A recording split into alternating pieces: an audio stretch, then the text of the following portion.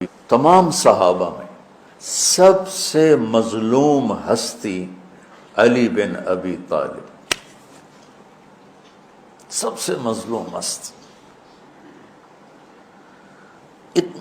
جن کی اولاد کا بچہ بچہ ذبح کر دیا، خود بھی شہید ہوئے۔ علی بن ابی طالب بن عبد المطلب بن ہاشم بن عبد مناف بن قصی بن کلاب بن مرہ بن کعب بن لوی بن غالب بن فہر بن مالک بن نضر بن کنانہ بن خزیمہ بن مدرک بن الیاس بن مدر بن نزار بن معد بن عدنان بن اود بن حمیسہ بن سلامان بن عوس بن بوز بن قموال بن ابی بن عوام بن ناشد بن حزا بن بلداس بن یدلاف بن طابخ بن جاحم بن ناحش بن ماخی بن عیفی بن عبقر بن عبید بن الدعاء بن حمدان بن سمبر بن یثربی بن یحزن بن یلحن بن انعوا بعیزی بن زیشان بن عیسر بن اقناد بن ایہام بن مقصر بن ناحث بن زارع بن سمی بن مزی بن عود بن عرام بن قیدار بن اسماعیل بن ابراہیم بن آذر بن ناحور بن سروج بن رعو بن فائج بن عابر بن ارفخشاد بن سام بن نوح بن لامک بن متوشال بن ادریس بن یرد بن ملحئیل بن قینان بن آنوش بن شیس و بن آدم علیہ السلام۔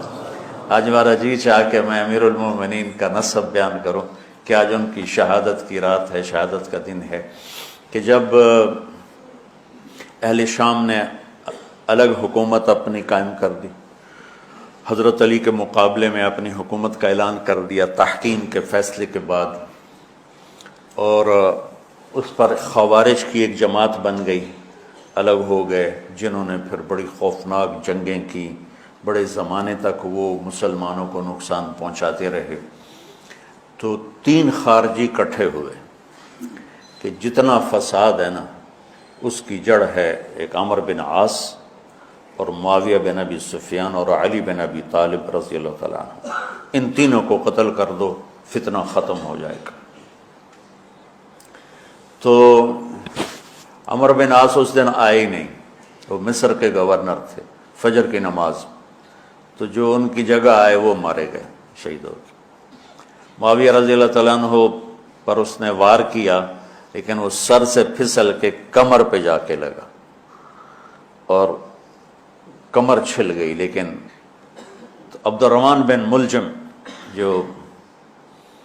جس نے حضرت علی کو شہید کیا، یہ آیا ہوا تھا کوفے میں، تو لوگوں نے کہا امیر المومنین یہ اس کے ارادے اچھے نہیں نظر آتے، تو اس کو ہم پکڑ نہ لیں۔ فرمان لگے تو مجھے پھر اللہ کی ملاقات کیسے ملے گی؟ میں تو تم میں نہیں رہنا چاہتا، میں تو اللہ سے ملنا چاہتا۔ حضرت علی کے ساتھیوں نے بڑی بے وفائی کی، بڑی بے وفائی کی، اس لیے میں کہہ رہا ہوں مظلوم ترین ہستی۔ ایک دفعہ بیمار تھے تو کہنے لگے یا رسول اللہ مجھے لگتا ہے میری موت کا وقت آ گیا۔ میں نے کہا نہیں، تیری موت آئے گی جب اس خون سے یہ رنگین ہوگی، جب تیرے سر کے خون سے تیری داڑھی رنگین ہوگی اس وقت تیری موت آئے گی۔ تو اس جملے کو یاد کر کے کہتے تو کب رنگین ہوگی، تو کب رنگین ہوگی۔ تو فرمانے لگے اس کو پکڑو گے تو میں شہید کیسے ہوں گا۔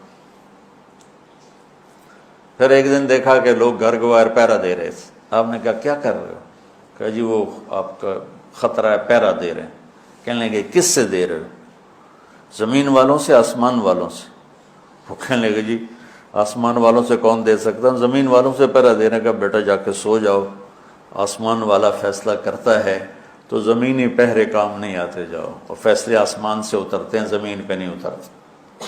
تو 21 رمضان کو فجر کی نماز میں اس نے آ کے جو وار وہ سیدھا سر پہ لگا تو سر پھٹ گیا، تلوار دماغ میں چلی گئی، شور مچ گیا، پکڑا گیا۔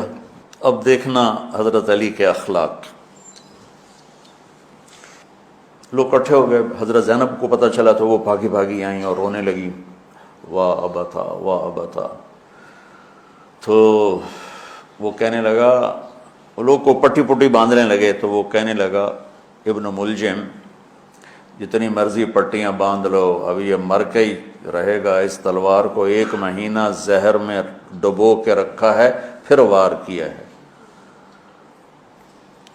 تو اس پر تو بڑے سے بڑے حلیم کو غصہ آ جانا چاہیے، وہیں اس کا قیمہ ہو جاتا۔ اور حضرت علی کیا کہہ رہے ہیں؟